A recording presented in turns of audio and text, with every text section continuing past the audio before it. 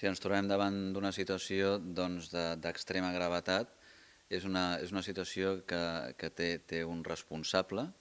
que són el responsable del Departament d'Economia, el responsable de la Tresoreria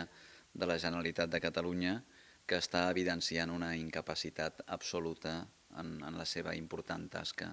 Ens trobem en una situació d'una retenció d'uns pagaments que encara no s'han produït, amb la qual podríem estar parlant d'un delicte tipificat en el Codi Penal, el delicte d'apropiació indeguda. Per una altra banda, ens trobem en una situació d'un endarreriment d'una paga atribuïble corresponent a aquest mes de desembre. Aquesta paga, per un decret llei, el 3/2011, de mesures urgents en matèria de tresoreria, doncs es dictamina que la part que es deixi de pagar per capítol 1 a treballadors públics catalans doncs es farà quan arribin uns fons que han de venir de Madrid per una disposició addicional que anava referida a despeses en infraestructures. La situació és absolutament de desgavell,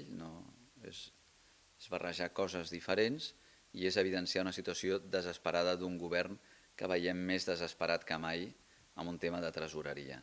però té uns responsables amb noms i cognoms i unes possibilitats d'imputació fins i tot de delictes.